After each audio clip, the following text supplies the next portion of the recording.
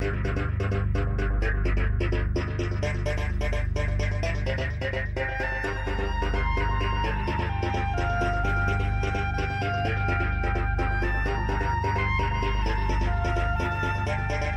everyone, welcome to Word Funk. I am Leon Thomas. I am joined by Austin Yorsky and Johnny Maloney. Austin tried to start the call, and I was not okay with that. It takes a mild symbolic amount of control away from the show, and I don't like that, as we all know. I also wasn't ready. Yeah, also Johnny wasn't ready. That's why the question was asked, "Are you guys ready?"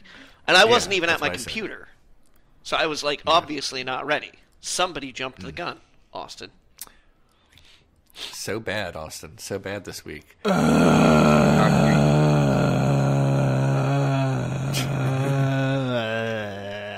You're gonna have to really come with something hard this week to make up for all that. Austin is some kind of you sounded like a frog, but then you sounded like I can't remember the movie. The Babadook. You sounded like the Babadook for a second. Oh, they were saying The Grudge.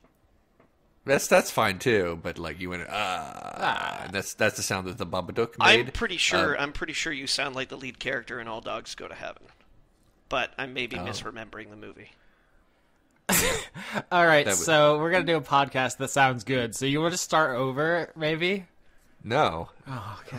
Why would we start being good now? We're 202 episodes in. Still, in 202 episodes, there's never been a minute and a half quite as bad as that one we just recorded. I don't know. I can think of a couple. I'm sorry, but that is like demonstrably false. Let me rephrase that. I don't know. I can think of a couple that I specifically am responsible for. I can tell you that in the raw audio before I edit it, there are like dozens of those. There's just that's not bad stuff. Those are just secrets. Yeah. Look, Leon, I'm sorry. I just don't like people with gray hair. I know it gets offensive and you have to edit it out, but... Well, that's your problem, I guess. Anyway, in other news, the only thing that's important happening today, which is a Wednesday, is that a very bad person is going away. Which one? Wait, that's you got to be more specific. Yeah, that's true. Like, a very bad person. You just cast a wide net. So in American political news, Paul Ryan, the world's only actual verified vampire, is retiring. No! Yeah, I actually woke up to that news. Congress's own muscle boy? Yeah, there was two things on my Twitter feed, and they were both about various speakers of the House. The current one, of course, Paul Ryan, and the previous one, John Boehner. And the story about Paul Ryan is that he's leaving because he's afraid. And the story about John Boehner is that he's a pot dealer now. So it's like so weird. That's like the career paths that Leon, they took. It's never too late to change careers. It's not. It's apparently not. If you find a passion, if you discover that you truly well and love something, do it. Chase your dreams, man. Sell that kush. To be more specific, after a lifetime of being against marijuana legalization because the blacks use it. Yeah, well, you know. Wow. Rich white people have decided, hey, there's profit here. Let's just completely 180 our position now that it makes sense for us and not all, but, millions of people are in jail for doing the same thing. Are there talks of handing down pardons? I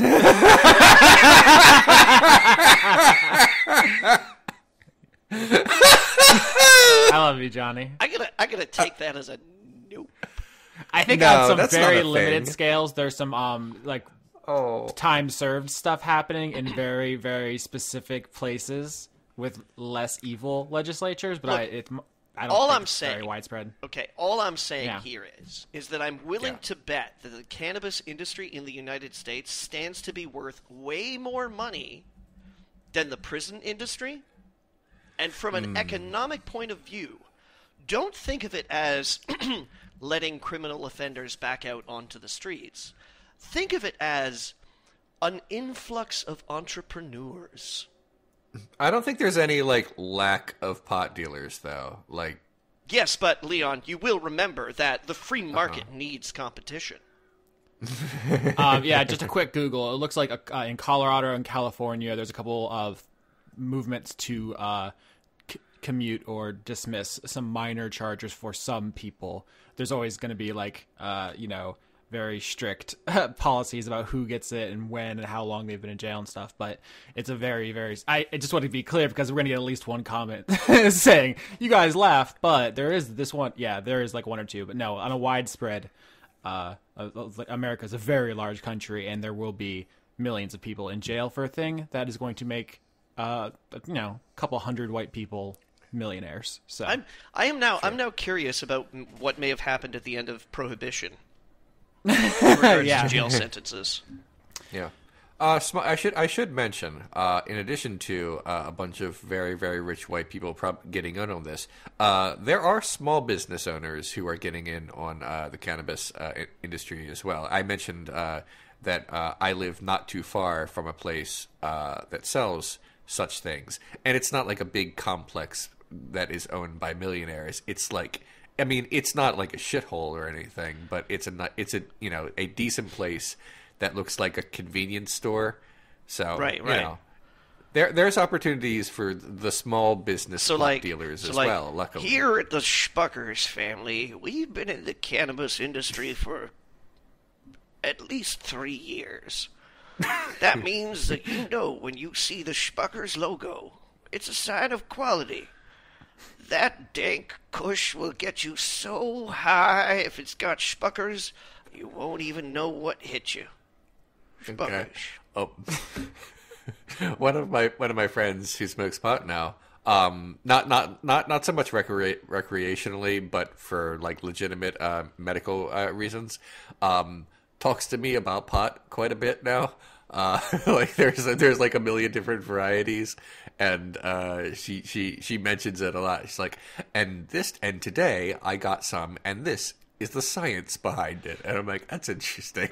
So I used to have a joke where you could throw basically a location and then any random noun into something, and then it would like kind of automatically be a sex act. Like if you just wanted to baffle somebody, right? Yeah. You could just suddenly tell them that, like you finish your date and then they performed a Chattanooga fireplace. And it was like, but now I'm kind of the opinion that you can do the same except with like weed variants. Yeah. I believe you. I'm with you on that one. That's a whole running gag in Pineapple Express, where there's a bunch of real ones mixed in, but then there's like some weird joke ones too. My favorite is the French jackhammer. So yeah, that's the Boehner news. But I think that Paul Ryan is what I really want to talk about, because he gets to retire at age 48 with full benefits for him and his family for the rest of his life, in addition to whatever lobbying work he will no doubt do. Which seems like a pretty cool retirement package for someone who spent their entire career trying to take benefits from everyone else. Yes. I remember there was like a story about he and his friend were talking. I'm sorry, there's like a train outside my window. He and his friend were talking, moving? and beep, beep. No, it's just very loud. Sorry. So there was this story it's about. not moving, but it is very loud. Oh God. I don't know. I don't know. Look, it's not the point.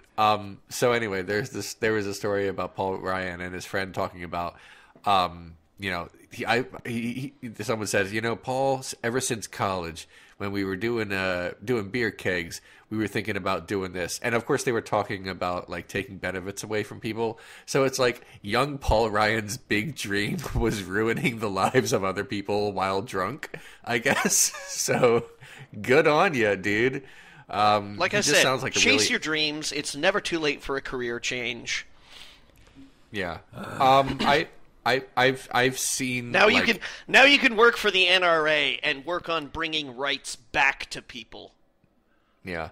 I always try to draw the distinction between people with whom I share political differences and people with whom despise people I wouldn't want to sit next to on the bus. I think is always how I put works. it. Yeah, I've seen interviews with John Boehner in which he just has stopped giving a shit and just says whatever he wants now, and I don't agree with it all. But I would sit next to him on the bus and not run away. But if Paul Ryan sat down next to me on the bus, I would try really hard to open that super hard to open window so I can shove him out. Would you spit on him first, or do you think he would like that too much? Oh my God! I'm just saying that there are degrees. I don't hate someone just because they have different politics than mine. But Paul Ryan has been actively, very recently, I would say, doing some pretty horrible shit, and I feel like has been pretty complicit with the current administration. Man, it's almost as if he sees the building burning down, and it's just like, well, fuck it, I'm just gonna take this opportunity to shank a few people, and then just slip out the back and be like, oh no, the building burned down. Now, see, you're presupposing the building's on fire. Actually, I'm just going to steal this joke from someone on Twitter, but what's actually happening is he did a bunch of looting, and now, like any good pirate, he's lighting the ship on fire as he leaves. He is the fire. He did this on purpose. The ship's already on fire, Austin. His party controls every single branch of government. They're not on fire. That is exactly the kind of rhetoric that Democrats keep using to punch themselves in the face. Listen, they are powerful. They are winning. They're not on fire. No, they have won, right? Okay, but we're just assuming that there's going to be a backlash or something. Austin, there is no empire in the history of the world that's things are great, and it's gonna stay this way. It might. Have you seen the ratings for Fox News? I mean, I don't want to be that guy, but they're... Yeah, Austin, the other side isn't watching TV. They're not voting enough either. Well, that's a different kind of problem. Yeah. So I didn't mean to make this an American politics episode. I just saw that headline earlier, and I figured it might as well come up because we might get to dunk on that little goblin. I'm not suggesting. I just want to be clear here. There's because I don't want it to seem that by being contrary to your opinion that I'm being positive, right? I'm not saying, hey, it's in the bag. Yeah. I'm just saying there's vulnerability. Go for the nuts and the throat and the eyes. Yeah. I usually do. In a just world, right, we'd all be like, well, obviously they're bad, so they're going to get voted out, and he's escaping before he loses an election and looks like a loser. But the world is not just and fair, and so I think what he did was pass the legislation he's spent his entire life wanting to, took a bunch of stuff from people, secured himself a cush life for the rest of all of it, and now he's like, bye, I'm out. Fuck off. I don't care about all the consequences for all this. Oh, no, absolutely. Okay. I'm just, the question that we have right here is, did the fire start before that or after? I don't think he would have done it if he didn't see the end in sight. Okay. I would just like to say real quick that my favorite Paul Ryan moment in his career was when Austin's favorite politician, Joe Biden, just completely... just raw dogged him on national television during the vice presidential debate. It was embarrassing. I have questions about whether or not you know what raw dogging means, but go on. I do, and I was being gross. But I always wondered in the back of my mind if I had tricked you all into being gross, or if you were being gross with me. I'll do the quick thing quick. Be a quick thing. I'll be the intermission. My quick thing and my long thing are the same thing. Oh my! Anyway, I was actually driving around earlier today, and there was a commercial. I think most people would prefer to function as they did in their 20s, and then when it's not that anymore, it's abnormal to your experience, but it might be normal to your age group. So it's all about what metric you used. That's a boring medical answer. No, I think what your guys' problem is that you're discounting the concept of item by function. Item by purpose. Logic, a working household appliance is a broken one. And that's just not true. Because, the design, and I'm not talking about, design. Now, look, I just wanted to make a joke. I know. We can definitely All I'm talk telling about this. You is I'm starting a new business. You know what a strata is? I understand what the word means in a vacuum, but not the context makes me think I don't. Make sure that this building stays, like, uniform. So they don't want me hanging up, like, skeletons on my balcony, or, like, throwing rotten fruit at people, or, like, you know, starting that business that I was just going to start, and then posting ads for it in, like, the lobby, or publicly with our address on it, or something like that, which is weird because I'm printing flyers right now. Anyways... So basically what a strata corporation does is they get together and they're all like, hey, how can we make sure that this building stays... It's basically like the neighborhood fucking, like, betterment association. I don't know what the fuck you call them or whatever. Okay. Like, you know... But you know what I'm talking about, right? We've all seen The Burbs, yeah? I have not, but I know what it is. Austin probably doesn't even know what The Burbs is. Anyways. So yeah, like every year, you know, we all kind of like get together as people who have a stake in this building and go, hey, so the pool's kind of fucked up. We should probably fix it. And like allocate budgets and things like that. And every month, not only do I pay my mortgage, but I also pay strata fees, which go towards the upkeep of the building and, like, making sure that our security cameras work and that, you know, the bricks don't get hustled or whatever. And, yeah, so I opened up my mail, and there was a notice from my strata corporation. They're like, oh, hey, some repairs need to be done on the building. And I'm like, yeah, whatever. And they're like, yeah, it's going to cost a little bit more than, you know, what you pay every month to keep the building in good shape. I'm like, oh, yeah, okay, sure. How much? And they're like, oh, you know, like just $1.2 million more. And I'm like, what? The short story of it is that they want dollars from me in, like, the next 4 months. About, like, 6,000 of them. Just like... Do you have to pay it? Yes. Oh. This is why I rent. Yeah. Among other reasons. Yeah. Well, that sucks. I'm sorry. Yeah. I'm stressed out about that because I like check the couch. Don't have $6,000 in there. Yeah. Yeah.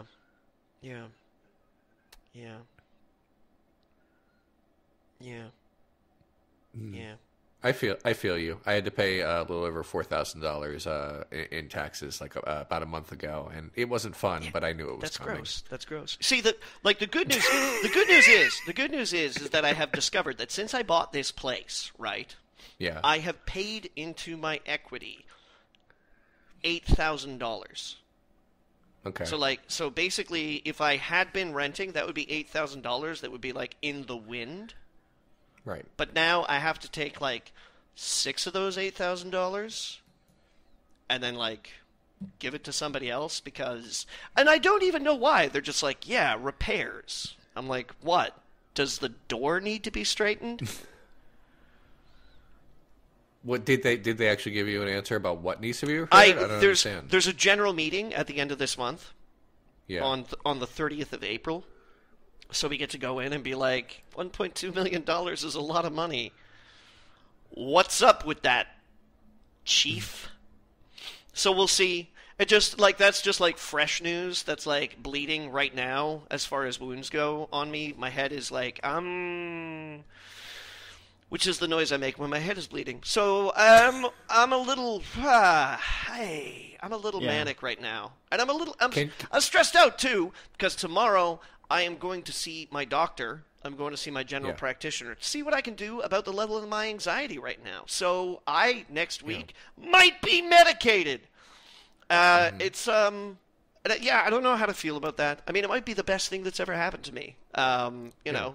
But I'm just, hey, Johnny's feeling a little anxious. And then somebody was like, I also got a letter from the government that was like, congratulations, you're going to get a little bit of tax back on your sales tax. Have $60. I was like, thanks.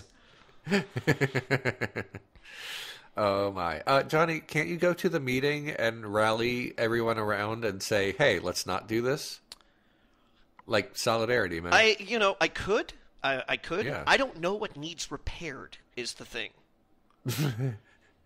Like, well, if it's like, yeah, we're gonna lose every apartment above floor 5, I'm like, yeah, that kind of needs to happen, doesn't it? Right, but if it's like, let's make things prettier, even though everything is still functional, I like about an hour ago, literally about an hour ago. In fact, looking at the clock, an hour ago. Yeah. Well, if it were me, and it's definitely not, that's what I would do. All right. I would also burn the place for insurance. That's the thing. Yeah. Is that, like, I'm, I recognize that I come from a place of privilege, and that is like it's just a problem that I have to face. It's not, hey, I'm being kicked out on the street. Yeah, definitely do that. Speaking of someone who's never on meds, I'm dying and I'm so tired all the time and I'm miserable. Weird. It's a weird dichotomy between me and Leon. I can't figure out what the matter. Any anxiety medication will work for me because I had to try like 4 before I found the one that to any medication that you put inside of it, which is man. it's really unpleasant. I had to have getting cut open, but they had to put like a camera inside me, and they tried to knock me out with a couple different things. I've had and that it just done wouldn't work. before. Where did they put your camera? I believe you're okay with that. For the record, that is definitely not where they put my camera. I'm sorry. Sorry about your holes. It was just the one. All right. I have my big-ish topic. I'm not sure how long it'll go though. This might end up being shorter than the previous one, depending on how much stuff I can get out of it. Who knows? Who knows? With this show. All right, hang on. I'm going to turn the antics generator on. Okay. So I actually, as people on this show know, I haven't really played video games in the past few years. Oh fuck! because I hate them. But I did start playing a video game about a week ago, and I like it. But here's the thing: you like it again?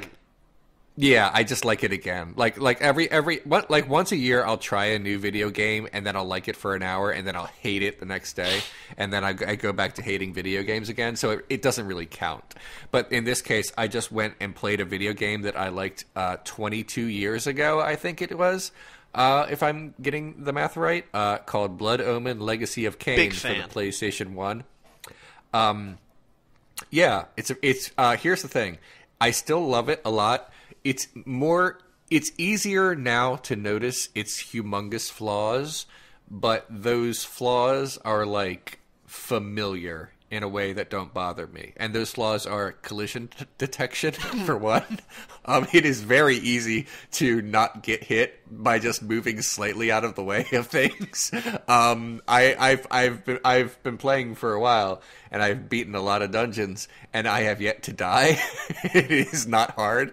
It is the good part about the game is that it's just kind of it ticks all the right boxes for me. It's story based, I guess you could say. It's very heavily story driven. And the writing is so florid. It's like everything is like the grossest thing in this game. Is like no one's just like a guy. They're always like one character's name is Necromancer Mortanius, and he's my favorite because he has the best skeleton. That's also how I pick girlfriends. Yeah. Wow, that's something. So yeah, it's good. Basically, the plot of the game, for anyone who's not played it, is that you're a guy, and his name is Kain, and he's kind of like a nobleman, so he's already kind of a snob, but then he gets assassinated, and he's in like kind of hell. Mortanius. Yeah, the Necromancer Mortanius says, you want to go back? And Kain's like, sure, and now he's a vampire, and he has to do vampire stuff. He's fighting actually just kind of fighting for his own sake.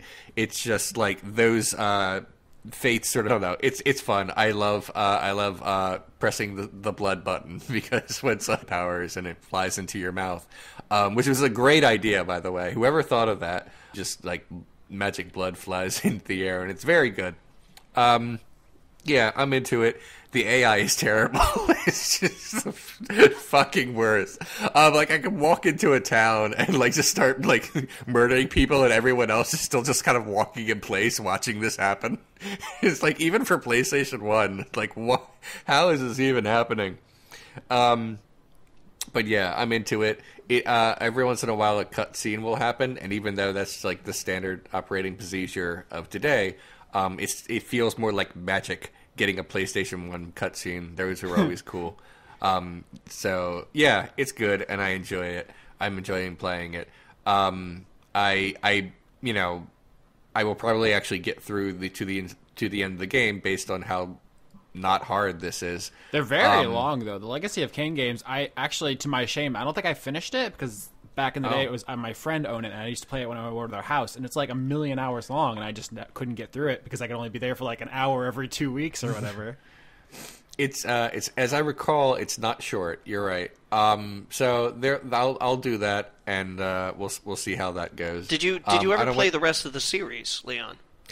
I think I played Soul Reaver 1 briefly, but never owned it. But I did play Blood Omen 2, which is not very good, but I did play it to its completion and had a good enough time with it.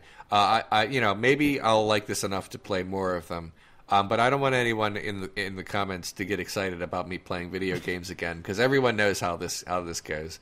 You know, yeah. I try to, because I remember when I used to like them, and then I hate it. Because games are bad or something. I don't know. So yeah, there's that. That's basically what I've been doing this week in my spare time when I'm not working on the new episode and the big project that's due at the end of the year. Now, Austin, every single time Leon talks about a video game that he loves post Mega Man, are you as surprised by the subject matter as I am? No, I mean, Legacy of Kain is a kind of series that came out, and it was like the big, mature, like, thoughtful series with all the allusions and metaphors and stuff. It feels like right when Leon would have been playing games and thinking about them, based on some of his other work, I think. It feels like a game old Leon would have been into. So, and also me, right? I was like right before, like, God of War. The first couple. So it's a weird series, right? Legacy of Kain, and I guess so. There's Blood Omen, Legacy of Kain. That's the first game. Yeah, and then it goes Soul Reaver, Legacy of Kain, Soul Reaver, and then there's Soul Reaver 2 and Blood Omen 2. Blood Omen 2. And then Nosgoth, the Left 4 Dead style. No. Prior to Nosgoth is Legacy of Kain Defiance. I've never played it, so... See, Legacy of Kain Defiance was probably the best of the series, and simultaneously, like, the worst of the series. Okay. I say the best of the series because it was, without a doubt, like, the most realized of gameplay, because you split the gameplay time between playing both Kain and Raziel. And they have different powers and things like that, right? And you sort of, like, follow them on their individual journeys through it. But then it ends in a cliffhanger, which, surprise, surprise... never gets resolved. Yeah, I'm looking up now. I remember this box art, but I don't remember it actually being like a thing that was on my radar when it came out. Defiance is a kick-ass game. Like, it's a fantastic game. I love it. It's an underwhelming end to the series, and like every, 3 years when Legacy of Kain kind of like bubbles up from the like sticky goo of that almost internet, when people are like, hey, did you hear the rumors? And Legacy of Kain just kind of like appears on the surface. I go, oh! And then it just pops and there's nothing. Yeah, like I was saying, the Nosgoth game was in beta and then it was just shut down. It never actually officially released. Because fuck it. Nobody liked it, really. Because guess what? We want a sequel to Defiance. We don't want an asymmetrical multiplayer shooter that's it's a 4v4 vampires versus vampire hunters that does fucking nothing with the universe except suck ass! Got him.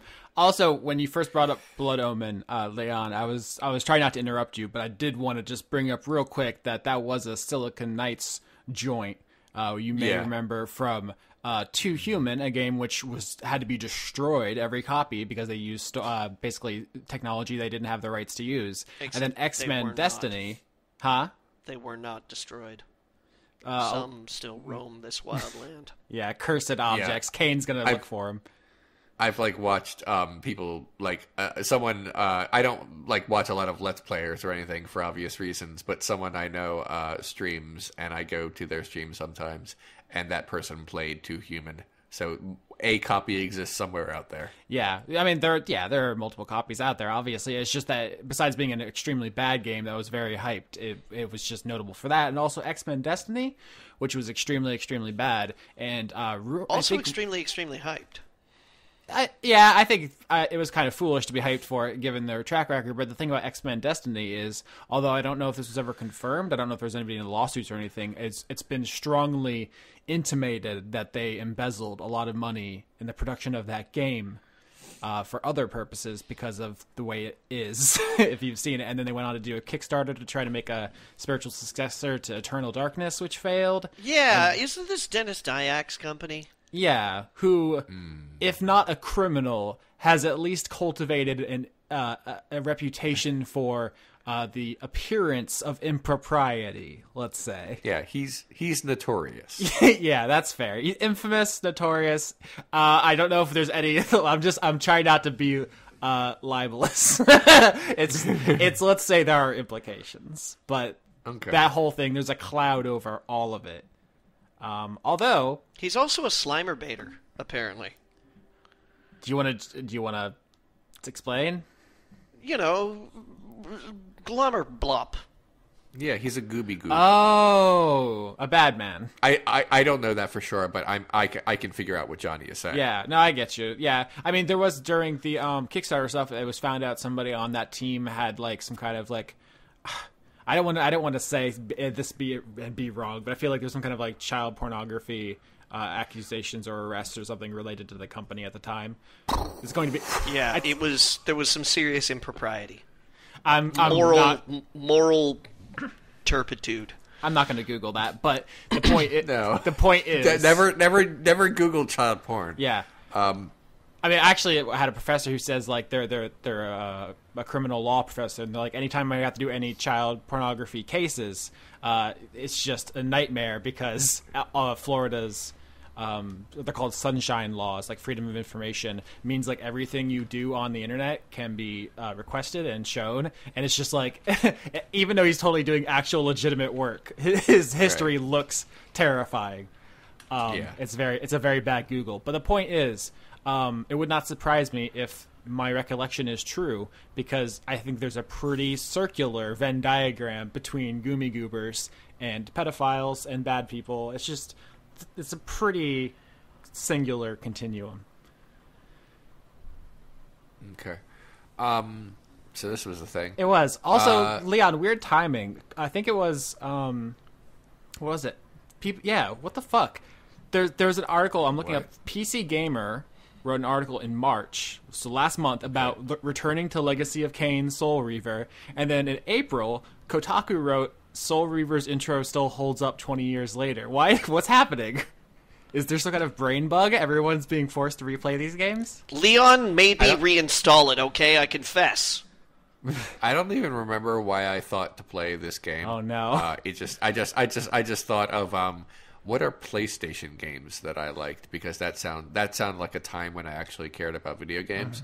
And then that's the first thing that popped into my head, because I think that was my favorite PlayStation game. Okay, yeah. I found it, just so we're clear on the record right here.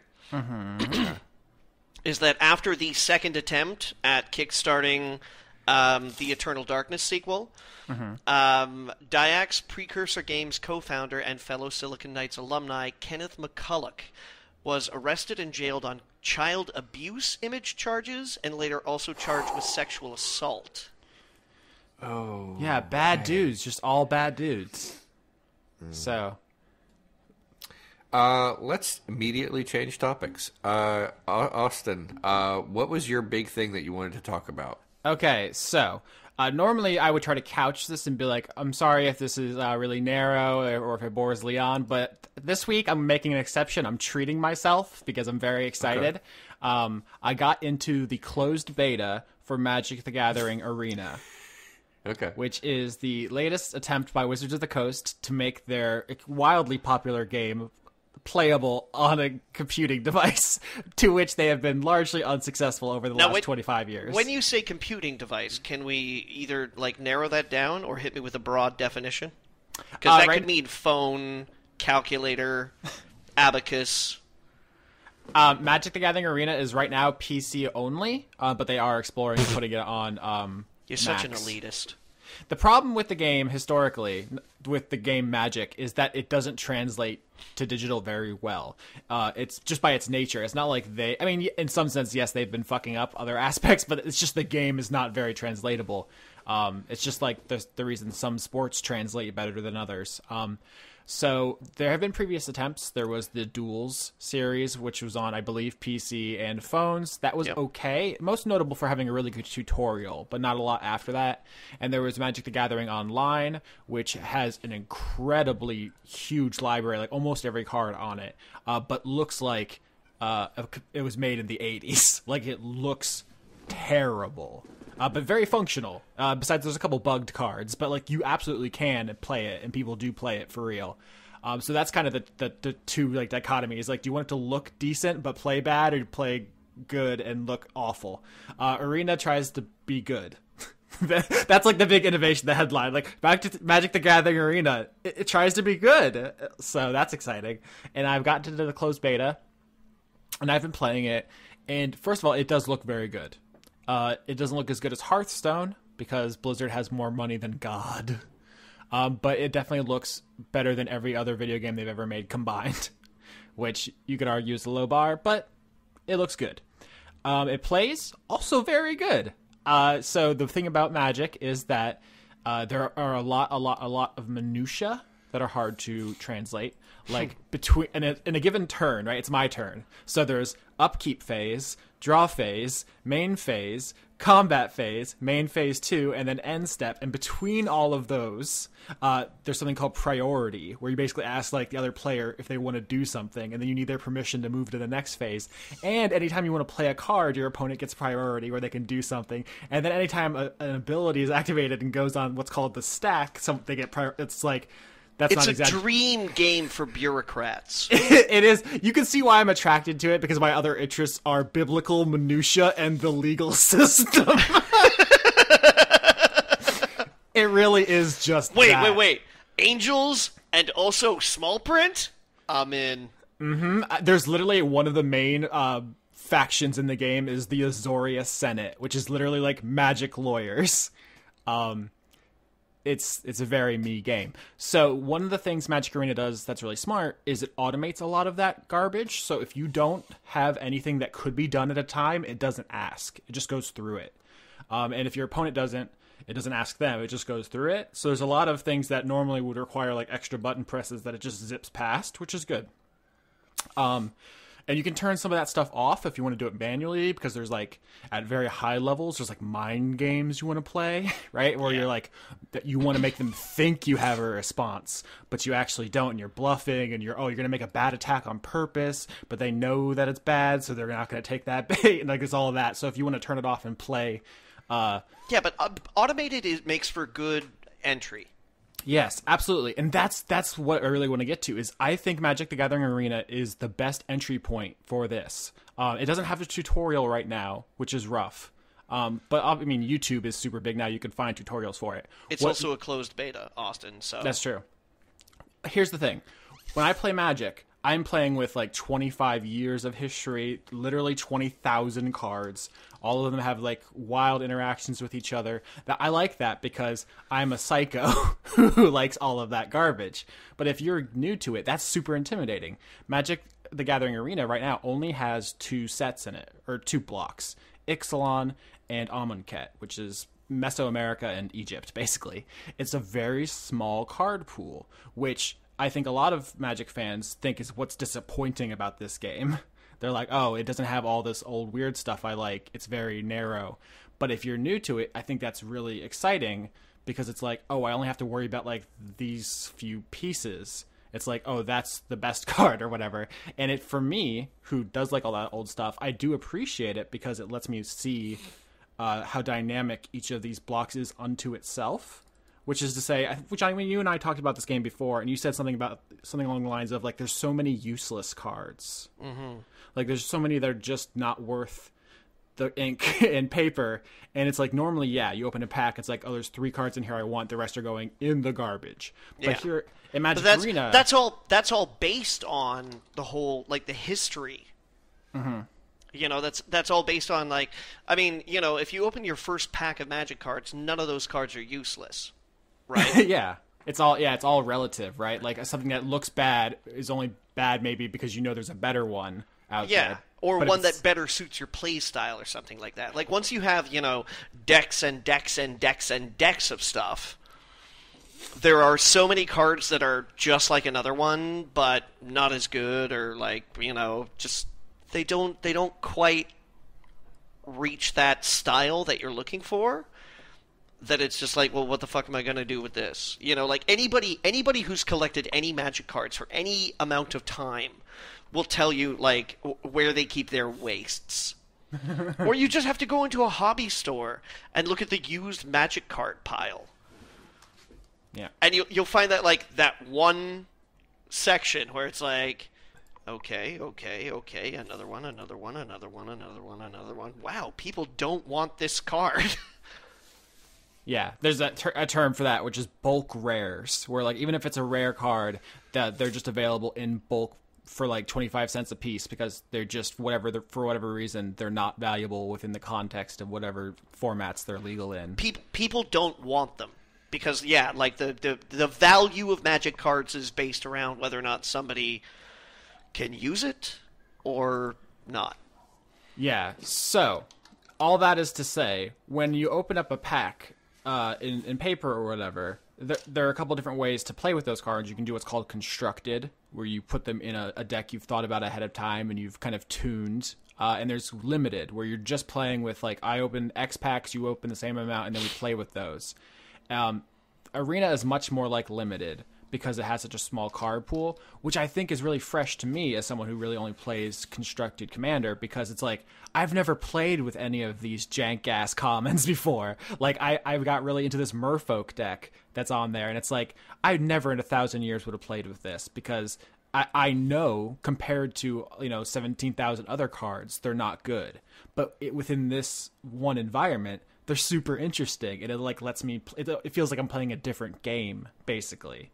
Mm-hmm. It's just really cool and fresh, and I've been trying all of the different decks out and stuff in there, and I'm having a blast. I am concerned about the long-term viability of it, because even if they add every set that comes out going forward, it's going to take a while to get a really diverse format, and also the economy is weird, because it's a free-to-play game, where you can earn currency to buy packs, and you can also pay real money to get that currency to buy packs. But you can't just buy a card you want. And we've talked about this before. It's because once you put a number to a card, the packs are gambling. But I mean, you know, we kind of have to look at this in the terms of other games like Hearthstone, right? Mm-hmm. You can't buy a card in Hearthstone, can you? No, but you can dust cards you already have, basically turn them into currency, which you can use to buy cards.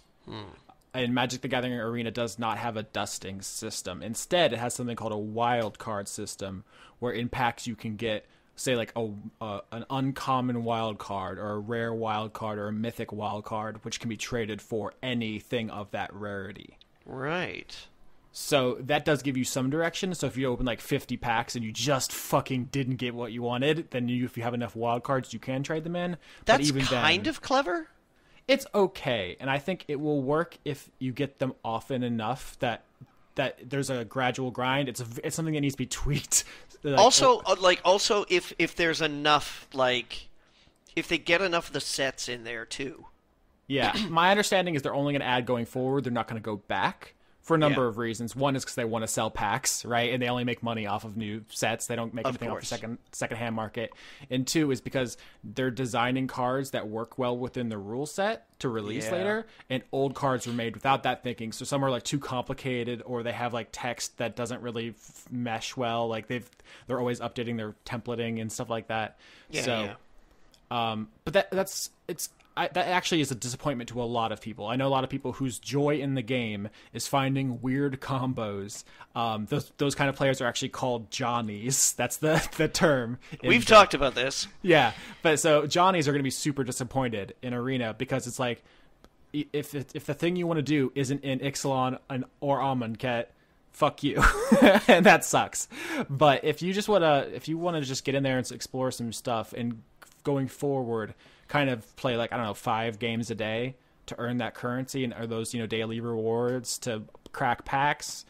It's a very good substitute for having a friend group you can do with, right? Like not everyone has that in their life. There are plenty of people who don't live near hobby stores. Yeah. Plenty of people who have walked into hobby stores and been impolitely rebuffed by the constituents of them. Yeah, one of the worst things about Magic is the people who play Magic. I would say that extends to a lot of nerd culture. That's true. Not just Magic. Yeah, but if you've ever seen like Mark Rosewater, the game's designer's blog, he answers like user questions, like 100 a day or something. It's maniacal, the amount of questions he answers.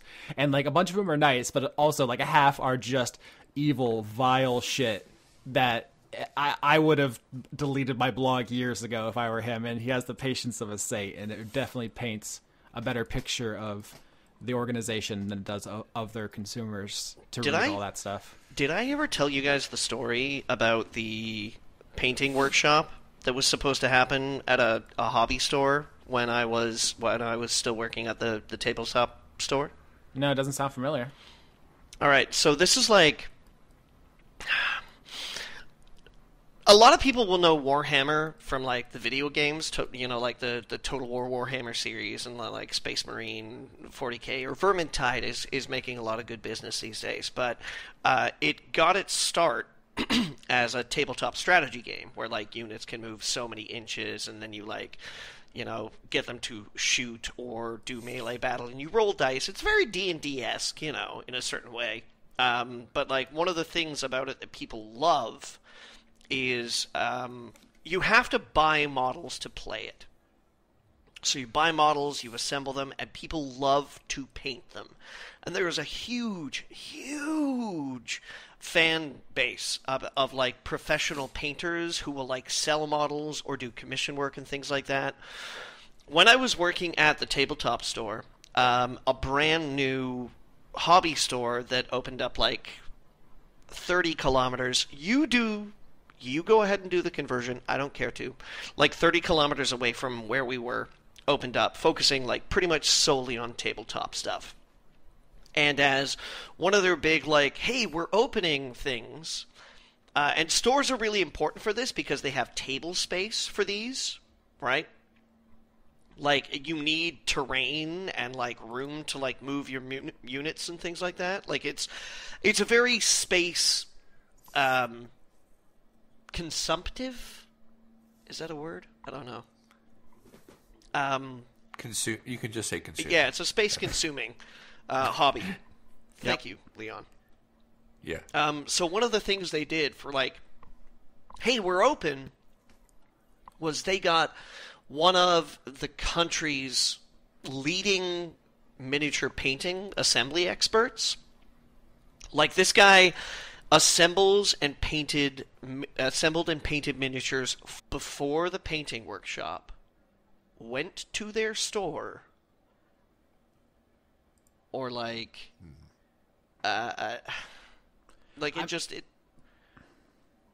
go on.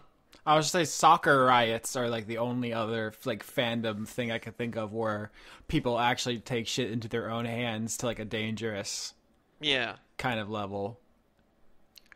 I have so very little patience for petulant geek culture. Like you couldn't let somebody else have their fun. There's only so much to go around, Johnny. If someone else has the fun, that's less for you. Oh, well. I'm having so much fun right now, Austin, so... Didn't think of that, did you? All right. So, I could go on, but I just wanted to say that, like, I'm having fun with it. I understand the complaints of the Magic the Gathering Arena right now, but I think going forward it will be a fun way to play if they can get the economy right. Also, there's a new format for it called Brawl, which is basically like Commander, but only with cards that are on the service. So it's basically like the... I want updates for when it gets out of closed beta. Yeah, we can play together. So keep an eye on it for me, would you? Yeah, there's obviously still features missing. Like right now, there's no you can't like matchmake with friends. Basically, just there's a play button and you hit play, you play. So side note: don't ever play Magic with your friends. Why not? I always play with my friends. I mean, except friendly, not like you know, Magic. No, I don't know. What's happening? I mean, seriously. Have you never played Magic with like that one friend? I've played Magic with a lot of friends. No, you know the one I'm talking about. You mean that guy? Yeah, that guy. If there's that guy, I just don't. You just don't play Magic with him? All right, don't play Magic with that guy. What? But no. See, now the existential horror thing is, if there's no that guys in my life, am I that guy? I don't think so, Austin. You're pretty forgiving. I try not to be that guy. I used to know that guy, but then he killed himself. Oh, God. Jesus. Well, there it is. So now that we've hidden all of the secrets inside of that conversation so that Leon can't find them, he'll never dig through there. It's an impenetrable vault. Do you guys want to answer questions? Yeah, sure. All right. First question. James the Butcher asks, who would Leon like to see inducted into next year's WWE Hall of Fame, (wrestling? China. It's long overdue. She's been kept out because I guess a little bad blood with Triple H, but also nonsense reasons. Their public reason for why she's not in is because she did pornography, and people could like Google that. And what about the children? And like that's almost fair, except when you think about it, you could Google a lot of wrestlers and find some really objectionable stuff about them. It's not hard, including people who are in the Hall of Fame. Are there like half a dozen wrestlers who've done like sex tapes and stuff? There's more than one. Yeah, there's like it's ridiculous. And here's the thing. Here's where the double standard is. The person who was in the sex tape with her, X-Pac, was recently on Monday Night Raw, like in January. Like he was like featured in like the big main event segment to like honor wrestlers of the past and stuff like that. So that's bullshit. It's either a double standard because he's a man, or it's a double standard because the reason itself is bullshit, and there are other reasons why she's not in. But yeah, she should be. So that's the first person. The second person who should be in, but like is sort of being blocked, but it's not sort of by WWE, it's by his widow, is Owen Hart. He should be in. And the reason is it has something to do with it, like legal reasons related to WWE and the widow, and that is why he's not in. So that's not so much WWE's fault that he's not. But yeah, those are the two people who like everyone knows should be in, but for complicated reasons are not. So those would be great next year. I doubt it, but that would be nice. Cool. And that's my answer. Thank you, Leon. Yeah. Next question. Decibel asks, were any of you ever into Digimon? I don't know if you guys are the right age, but I was. I watched the TV show, and I played the video games, and I had the trading cards, and I had action figures. I love Digimon. I was into looking down on Digimon. Oh, dang it. No, but Austin, that's when Johnny was a younger, more judgmental man. Now I'm like, have your fun. I like Digimon. Yeah. Enjoy your Digimon. Yeah. It's really easy when you're a 22-year-old to, like, scoff at shit, you know? So, who cares now? Yeah. I mean, it was more effort than it was worth. I mean, to scoff at stuff. Right. I didn't watch any of the Mons or card-related animated shows. But, you know, it's whatever. I believe Digimon are digital monsters. Mm-hmm. That is what I know about them. Yeah. And that's it. I think it's funny that in hindsight, I realized that I was supposed to have like preferences between Pokemon and Digimon, like it was a rivalry. But because of, I guess, just the kind of kid I was was like, oh, more Mons. to me, it wasn't like they were in competition. It was just like, oh, more. It's more of it. So it. Like I've said this before about like console rivalries. Like I had a Sega, my friend had a Nintendo, and I didn't know we were supposed to be mad at each other. I was just like, I wanted to play their games, and they wanted to play my games, and it's just like didn't occur to my brain. Although now in hindsight, it's super obvious. But I had a very similar GoBot Transformers moment when I was a child. I'm just gonna date myself there. Yeah. For everybody. Yeah. Also, did the Digimon anime? The first season or two are actually legitimately good. Like, the Pokemon anime is, like, corny, cheesy, like, enjoyable, like, ironically almost. And, like, I wouldn't want to go back and watch it, I don't think. But I think Digimon is actually pretty good. Like, just straight up. At least the first arc or so. So that's another thing about it. Okay. Next question. Okay, I'm going to try. Ikarox asks, to Leon, how do you feel that your writing has changed during the running of Renegade Cut? Would it be great if he was just like, I suck now?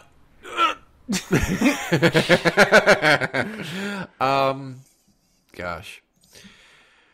I'm more aware of the words and phrases that I use and overuse, I guess you could say, but that'll come with writing, you know, a new video essay every week, and trying to expand upon that. I know, I know lots of words,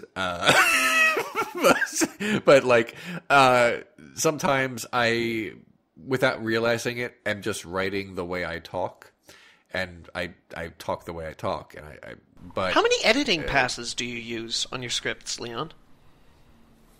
Depends. Like I finished one. I finished the most recent episode the other day, and then I went back over it and like modified a few things, and that was pretty much the end of it.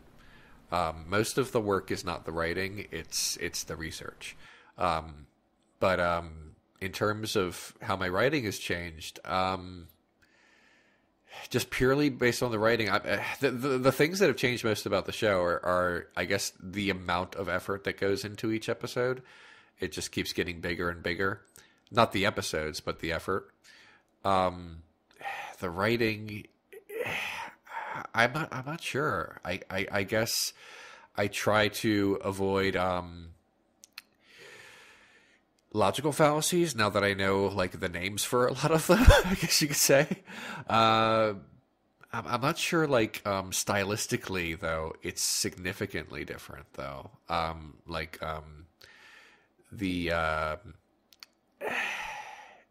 if I were to listen to an old episode of my show, and or look at the script to an old episode of my show, and just look at the script of a new episode of my show, the things that would be different would be like structural, like there would be more references and quotes and things of that nature. But I don't know that the style is noticeably different. I guess I don't know. I haven't really watched or read a lot of my old scripts because they're all garbage, and not because of the style, just because of like the topics that I chose to talk about. If that makes any sense. The things that have changed about the show are more like the premise of the show, if that makes any sense. It does. That's the best answer I can give, really. Okay. So everyone's everyone's been serving up hot takes of this, so people want ours. Cyretha asks, what did you think of the Simpsons writers using Lisa as a mouthpiece to reply to the documentary The Problem with Apu? I literally turned off the episode, and I haven't watched the rest of it. I feel vindicated as someone who never really liked The Simpsons. That's all I'll say. Yeah. Yeah, but by the time you were old enough to start watching them, they probably were already starting to get a little less than good. Yeah, that was facetious. Obviously, the writing team is basically none of the same people, and blah, blah, blah. I get it. I'm being an asshole. You are. It's okay. Like, I sit through bad movies. I watch a show that I don't like, at least to the end of the episode. Like, that's the first time I was like, I was like kind of, maybe offended is the wrong word, more like insulted. I guess because they were literally looking right at me when they were doing it, rather than letting their points be made like naturally throughout the narrative, which there were bits of that. But when they decided to just look directly into my soul and tell me and give me a non-apology, to give me a we regret you feel that way, if you will, I was not pleased, and I decided not to watch the rest of that episode. You know what? Yeah, that's the and like, I'm a huge Simpsons fan. I love the old episodes. I like a lot of the middle episodes, and I tolerate most of the recent episodes. In fact, I like last month, I liked one of the episodes. I thought it was actually pretty good.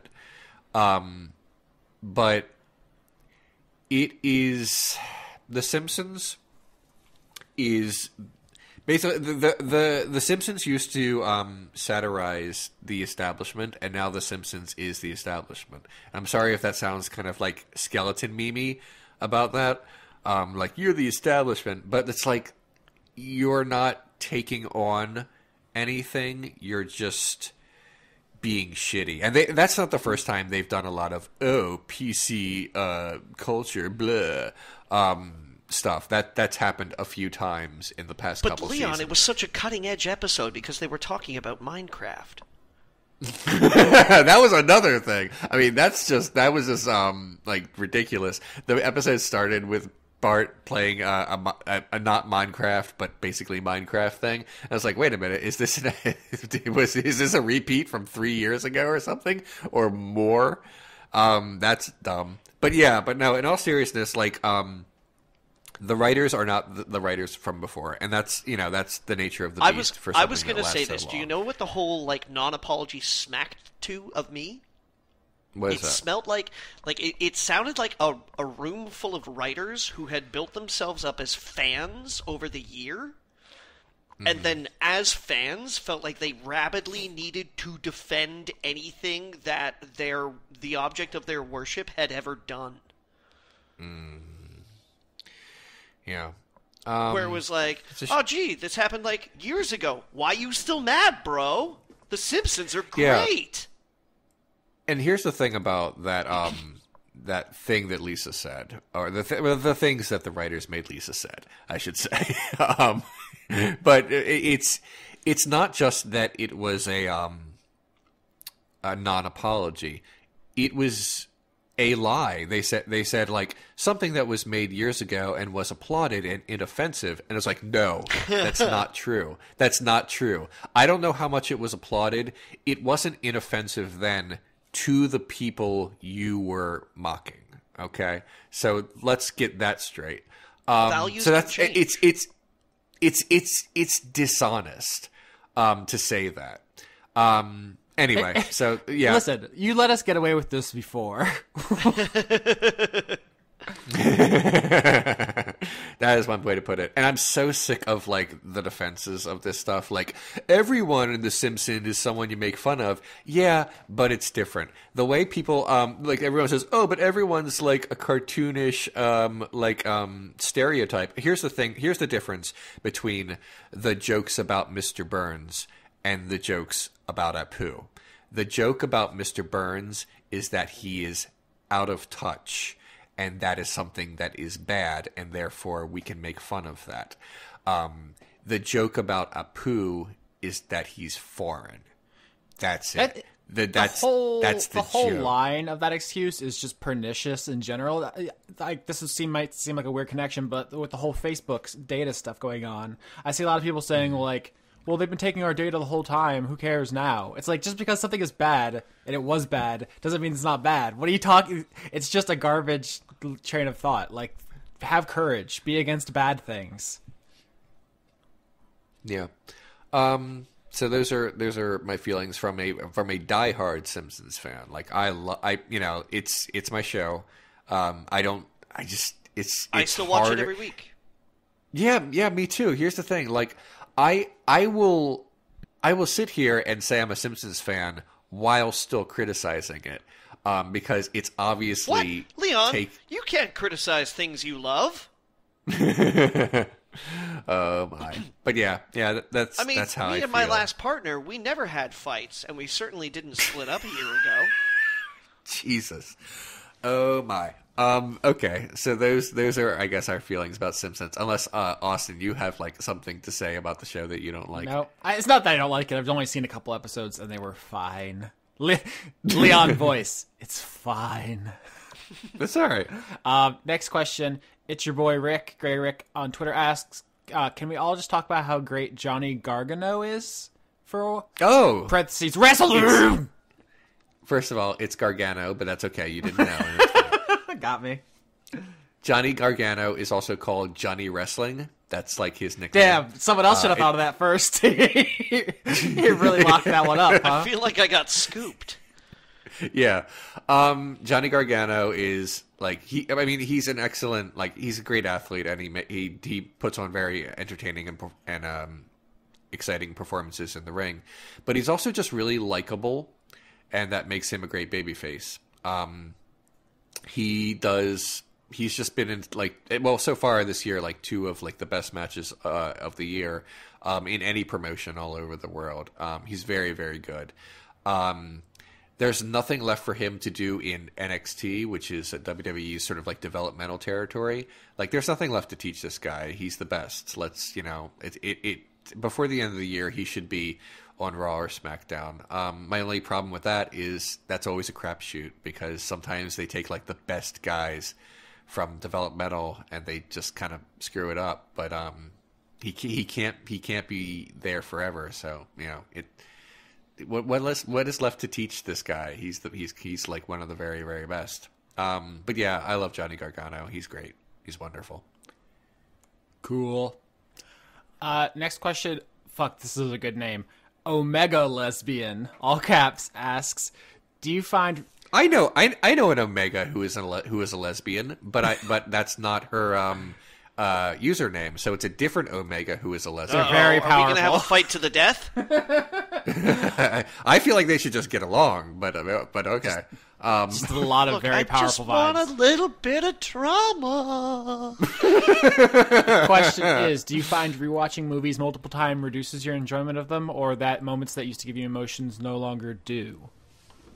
No, I do not think it. I do not feel like it reduces my attachment to the movies. I mean, if anything else, I think rewatching movies deepens my attachment to them, because it gives me an opportunity to see things, to notice things, to find themes, to actually like truly well and dissect. I mean, I'm of course talking about like well-crafted movies here. I'm sure if I watched the second Transformers movie, it would definitely reduce my enjoyment, which in the first place was never that high at all. Yeah. But like movies that I love, seeing them again opens my understanding for them. And I feel like being emotionally open to the things that art presents you, that it shouldn't numb you the second time around. Like, if you can still be touched by, I'm going to reach for an old classic here, the death of Artax in The Never-Ending Story, it still makes me kind of like burble a little bit as an adult. It's been decades since I first saw that movie. And when that horse just decides, nah, you know what? I'm done. Fuck it. I'm not moving. I'm just gonna die here. I still get a little bit like, Artax, no. You know, like being emotionally available to these situations, to the stimulus. Like knowing what happens beforehand, I feel like it should not influence the way you feel about it. I used to be maybe afraid is the wrong word, but nervous about watching certain movies again because they meant so much to me at the time. But recently, because of my show, I've had to do that, and I have found that I was maybe worried over nothing. I had to rewatch The Fountain last year to do an episode on it. I love it too. And it meant a lot to me when I was watching it that I was like nervous about watching it again because I just wanted to live in that moment with that movie. But then I watched it again and I still like it quite a bit. It's still a really great movie and I love it a lot. Ditto for Children of Men. I sort of avoided rewatching that for a very long time. I really like that movie. It's very good. And for the same reason, I had to rewatch it again because it's part of my show. And someone said, "I'm paying you to do this," and I said, "Okay, I'm going to watch this again." The only movie that I have not rewatched that it's because I haven't had a good reason to sit down and rewatch it. That meant a lot to me emotionally at the time is Magnolia, and I know a lot of people are like, "Oh, that one." When people talk about Magnolia, and that's fine, but it was there for me at a very important and bad time in my life. That movie. That was the last movie that I bought on VHS. It's great. It's a wonderful film, and when I was done watching it, it did good things for me during a very bad time in my life. And I just haven't watched it since, and that was a long time ago. That was to date this. I rented it from a Blockbuster, so yeah. That hasn't come up in my schedule, I guess you could say. So I have no real reason to watch it. I guess I'm most nervous about that, but I guess I shouldn't be since previous experiences with rewatching movies I've avoided. Has ended really well. A lot of movies that I do rewatch, I end up liking them more. For example, the most recent episode of Renegade Cut, by the time this airs, it's not going to be, but the most recent episode at the time of this recording is Hot Fuzz. Oh, I watched that movie. I saw it once in the theaters, and I thought, that was fine. And then I went home and hadn't thought about it in years, and then someone paid me to talk about it again. So I watched it again. I'm like, oh, this is funnier than I remembered, but also I get more of the ethics stuff that it's trying to talk about. There are still some moments of the movie I just kind of don't like, I have some issues with some of the ethics stuff it tries to bring up, but the fact that it does it all hits me a lot more these days. So yeah. I recommend watching movies that you love. I think my old feelings about this, maybe I was a little too nervous. So yeah. Yep. You guys basically said everything I wanted to say. So co-signed. Cool. Another one of these for you, Leon. Cyrito wants to know, what are your thoughts on WrestleMania and NXT TakeOver New Orleans? Wrestling. Yep. All I know, I saw on Twitter people, it was 7 straight hours is all I know. Yeah, it was a lot. It started at 5 in the afternoon and ended after midnight. So okay. It's a lot. It's a lot to do. Here's the thing about WrestleMania that I guess it's just a thing sometimes. They try to fit a lot of people into it. And a lot of matches into it. And because of that, not a lot of the matches are good or memorable because they only have so much time. Because you don't want to leave anyone on the roster completely off of WrestleMania.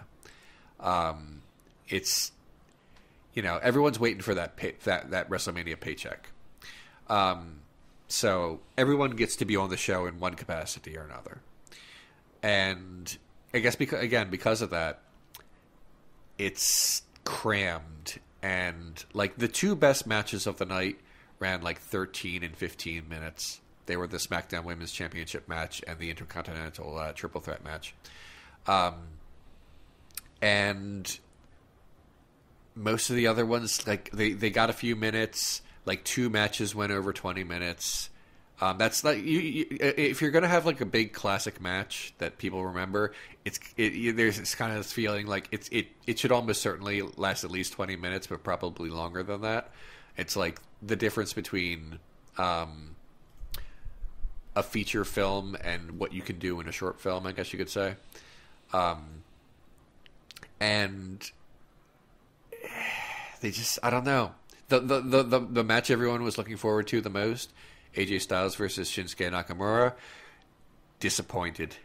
And they had time. They got enough time, too. They just, for one reason or another, like, didn't click, even though they've had a really great match in the past with between them. I don't know. That was a shame. There were a lot of, like, fun surprises and, like, spectacle moments. And WrestleMania did a lot of that really well, but like the in-ring product was like meh.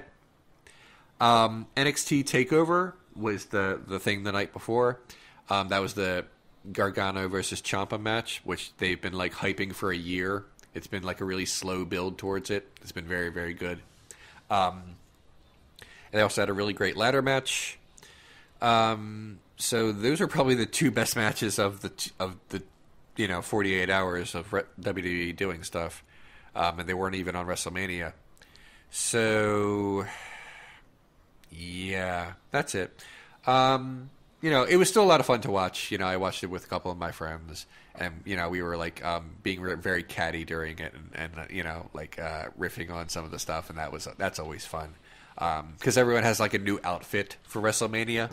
Everyone, like, glams up real good. So that was very fun. Finn Balor, he's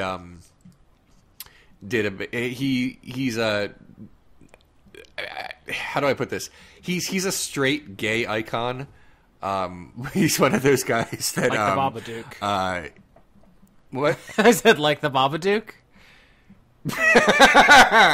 yeah. He's. I mean, nobody really knows what his sexuality actually is, but for some reason, he's very popular among gay people. Probably because he's such like an unproblematic fave. He's just a nice guy who's also like really handsome and has amazing abs. It's hard to not. I mean, I guess that makes him beloved among like everyone of all sexualities. Really, he's just great, isn't he? God, Finn Balor is great, and he came to the ring, and he was flanked by I guess the New Orleans gay community, and he wore like a rainbow outfit, and he was like, okay, this got very gay and very good very quickly. So that was cool. And everyone had like weird entrances and stuff, except for Randy Orton, who just showed up in his regular gear and didn't give a shit because Randy Orton sucks. And those are my thoughts about WrestleMania. Thank you for your thoughts, Leon. You're welcome.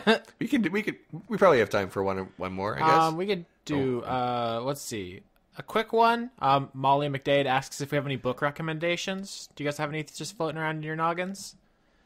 Let me see what I've been reading lately. Yeah.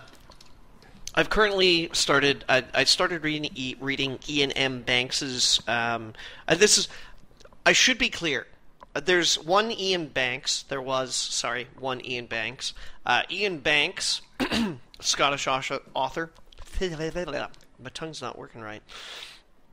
Writes like really sordid, modern kind of like thrillers.